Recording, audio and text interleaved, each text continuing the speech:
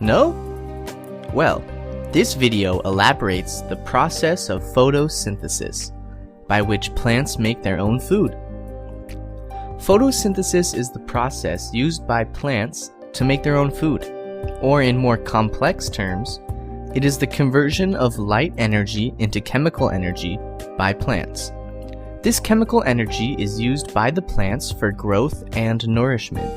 Photo means light and synthesis means putting together in Greek. When humans cook food, some essential things are required, including fire, water, vegetables, etc. Similarly, to make their food, plants also need some essential factors, including light, water, nutrients, soil, etc. Plants get light from the sun, water from the ground, and carbon dioxide from the air. All of these factors, including air, water, carbon dioxide, and sunlight, together help plants churn out their own food. Plants have tubes called xylem, located in the stems through which the water from the ground is sucked into the leaves. This system works similar to humans sucking liquids through a straw. The xylem is spread throughout the different parts of the plant, including the stem, branches, and all the way up to the leaves. The xylem transports vital nutrients to the entire plant. Xylems in the plant are like blood vessels in the human body that act as an important means of transportation of water and nutrients. Leaves on the plant have pores, very similar to the pores on the skin of our bodies. These pores are called stomata. These stomata are responsible for the exchange of gases.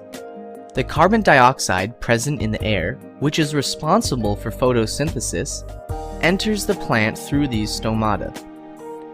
Oxygen also comes out through these stomata. Leaves have important cells called mesophyll cells. These cells contain a green color component called chloroplast. This chloroplast is responsible for the green color of plants and leaves. Once the carbon dioxide and the water reach the chloroplasts in the presence of sunlight, the process of photosynthesis starts to take place.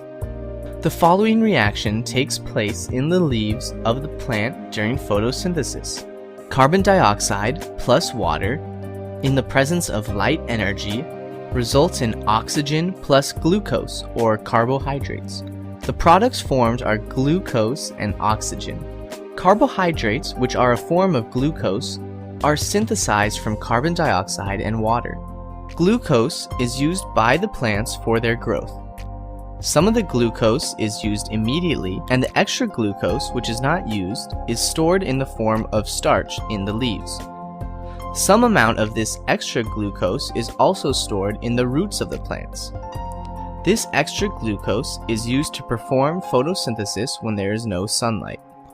Oxygen is given out into the air through the stomata in the process of photosynthesis. The oxygen that is released is used by human beings to breathe during their respiration process. Ever wondered why this process is called photosynthesis? Well, the word photosynthesis is a combination of two Greek words, photo and synthesis. Photo means light in Greek, and synthesis means putting together or combining. Hence, photosynthesis literally means combining water or carbon dioxide in the presence of light. So the essential factors for photosynthesis to take place include sunlight, water, and carbon dioxide. Underwater photosynthesis takes place at a slower pace than the normal photosynthesis.